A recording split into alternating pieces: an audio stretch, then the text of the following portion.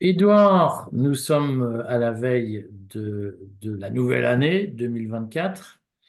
On dira peut-être quelques mots d'ailleurs en fin d'interview sur l'avenir du courrier des stratèges et sa levée de fonds. Mais je voulais qu'on conclue cette année en faisant un bilan parce que on le voit, nous, dans les chiffres d'audience. euh, le sujet Covid et le sujet arnaque Covid entre le confinement, la dramatisation de la maladie, les vaccins, ça occupe encore beaucoup les esprits.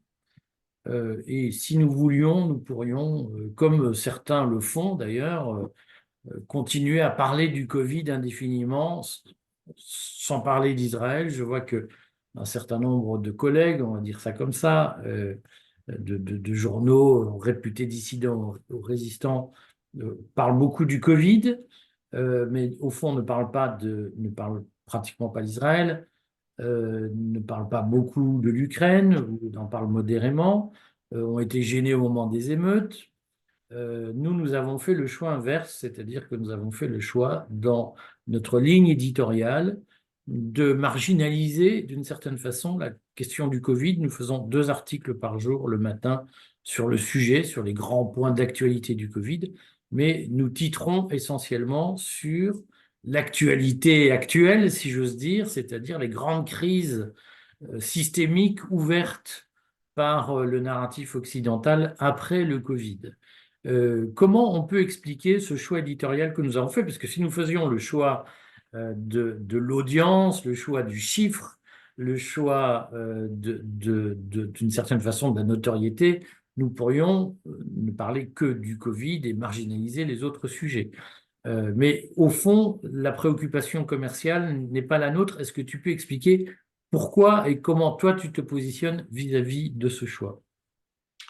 Oui, alors je crois qu'en fait, ce qui est le fil directeur de nos choix éditoriaux, c'est la conviction que nous avons affaire à la même crise déclenchée par les mêmes dirigeants occidentaux, nord-américains et d'Union européenne, avec des points d'application différents. Alors, ensuite, il faut faire la part de l'intention et de la réaction de ces milieux dirigeants.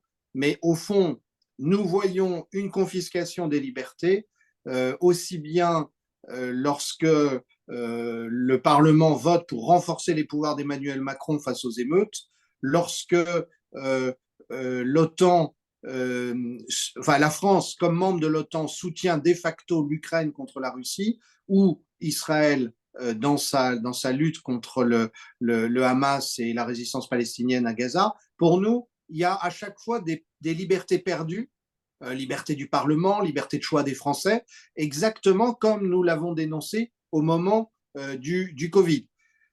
Le deuxième point peut-être à souligner, c'est que continuer à faire 2 articles par jour, c'est pas rien en soi. C'est quand même 10-15% de ce que nous publions sur l'ensemble de la semaine. Donc, je crois qu'effectivement, à partir de là, le choix peut être aussi d'être allé chercher de nouveaux publics.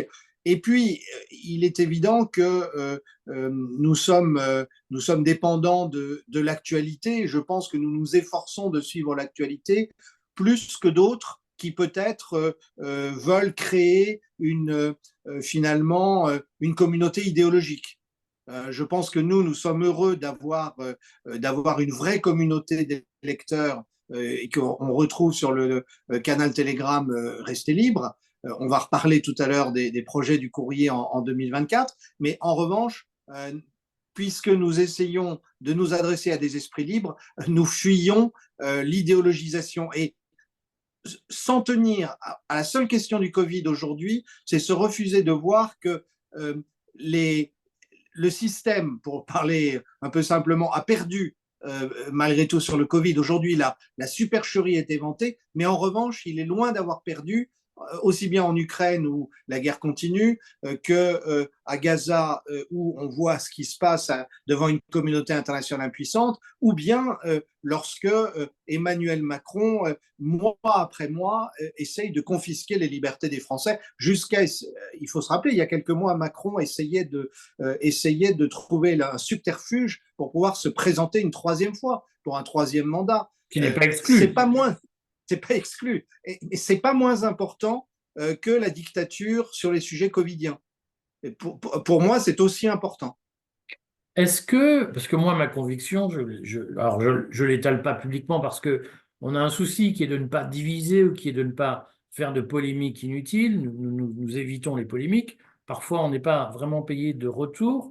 Euh, Est-ce que, moi, je le dis souvent que l'obsession du Covid, elle est maintenue artificiellement pour filter bubbliser, pour utiliser un horrible néologisme, filter bubbliser l'énergie militante. C'est-à-dire que toute l'énergie qu'on pompe à dire et le Covid, vous avez vu, c'est des salauds, c'est de l'énergie qu'on distrait des combats d'actualité sur les émeutes, sur Israël. Et au fond, l'énergie que les gens mettent à ressasser, à ruminer, comme disait Nietzsche, à ruminer l'affaire du Covid, c'est aussi de l'énergie qu'ils ne mettent pas à réviser leur position habituelle sur la question des émeutes, de l'islam, d'Israël. Est-ce que tu penses qu'il peut exister, je ne te demande pas de dire qu'il existe, d'être affirmatif, est-ce qu'il peut exister une stratégie d'infiltration cognitive, pour reprendre les thèses de Kastenstein à propos des complotistes, est-ce qu'il peut exister une stratégie d'infiltration cognitive de la Macronie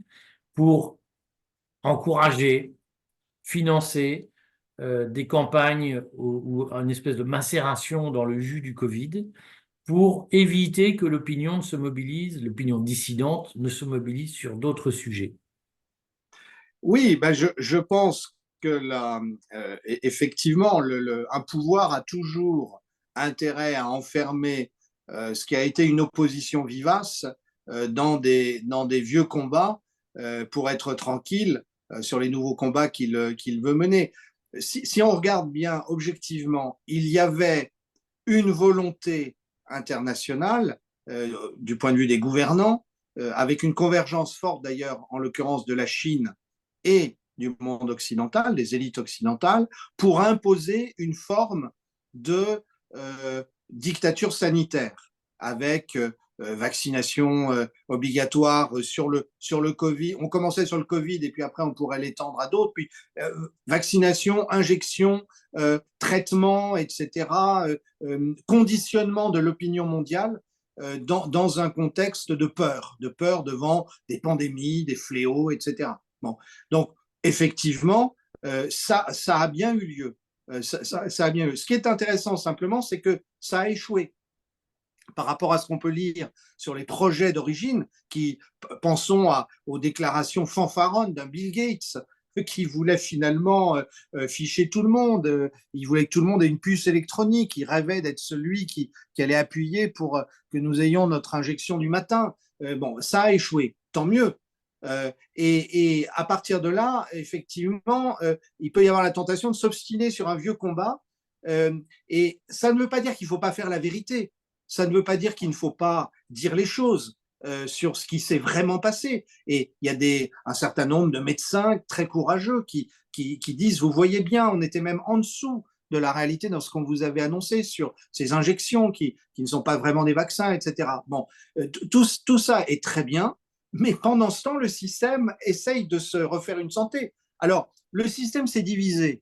Profitons-en, puisque les Chinois et les Occidentaux ne sont pas d'accord sur la guerre d'Ukraine ou sur ce qui se passe en Israël. Profitons-en et profitons-en pour nous concentrer sur ce qui est notre ennemi, à savoir ce que j'appellerais un peu rapidement la caste liberticide qui gouverne l'Occident. Il va y avoir bientôt des élections européennes. C'est quand même ça le combat. Est-ce que la France va abandonner sa souveraineté après ces élections européennes, après avoir joué le jeu d'une élection factice avec de faux débats? c'est pour ça que nous, au Courrier, nous avons choisi de soutenir une liste, prenons-nous en main, qui va défendre précisément les libertés à l'échelle européenne. Mais il y a d'autres combats, et il y en a beaucoup d'autres à mener, puisque ce sont les mêmes qui causent des crises qui se ressemblent toutes.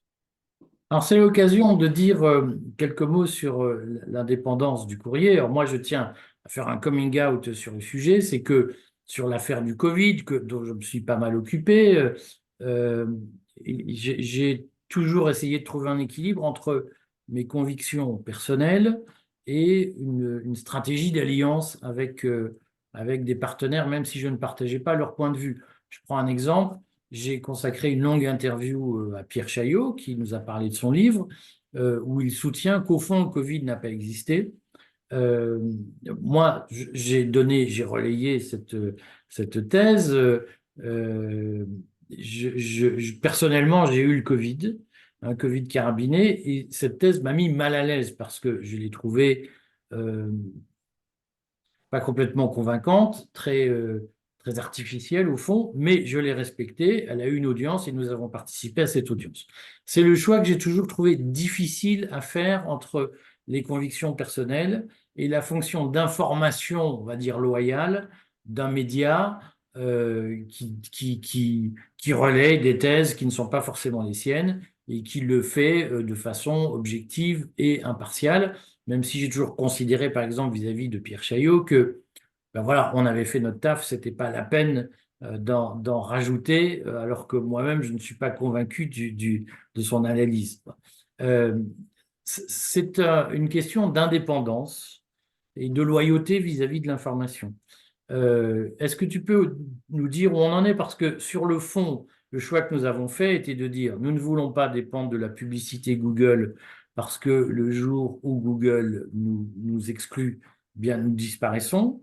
Nous ne voulons pas nous trouver dans une situation de dépendance financière qui fait que nous demandons à des hommes d'affaires étrangers dont on ne sait pas très bien qui ils représentent de nous subventionner.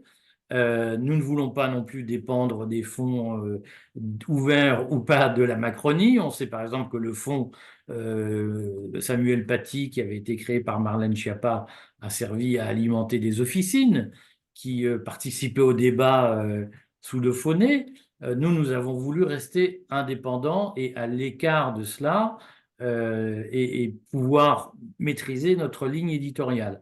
Donc il y a une importance stratégique à avoir des abonnés et à pouvoir développer notre modèle de notre professionnalisation autour de nos propres moyens. Est-ce que tu peux, sur ce point, nous dire, Édouard, pour annoncer l'année 2024, où le courrier en est de sa levée de fonds, puisque c'est une opération très compliquée. On comprend maintenant que Bercy a fait passer pendant des années des réglementations extrêmement drastiques pour empêcher que de petites entreprises françaises se développent indépendamment des grands circuits financiers. Nous en sommes victimes.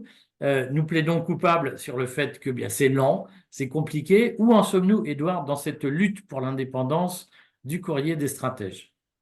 Oui, après je dirais le premier étage de la fusée, qui sont les abonnements, et c'est très important pour nous, hein. Je rappelle à nos lecteurs que c'est grâce à leurs abonnements que nous pouvons écrire jour après jour, que nous pouvons avoir recours à des auteurs qui les informent ou qui les aident à penser les grands sujets.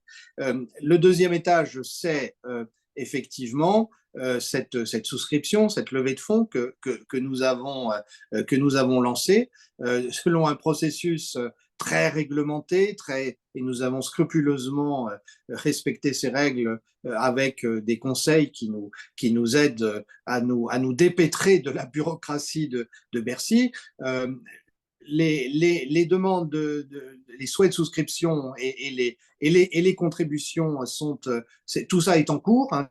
Tu vas dire exactement où on en est dans le détail, mais tout ça est en cours. Le courrier des stratèges va commencer l'année 2024, dans les premières semaines, en janvier, en février. Nous serons en mesure de dire que nous avons créé une société des lecteurs, et cette société des lecteurs qui va soutenir d'une autre manière, avec des gens qui auront acheté des actions du courrier et qui donc vont avoir intérêt avec nous à sa réussite. Et ça, c'est extrêmement important puisque nous ne faisons pas appel, comme tu disais, à des gros investisseurs, nous faisons appel à des lecteurs, à des gens qui nous soutiennent.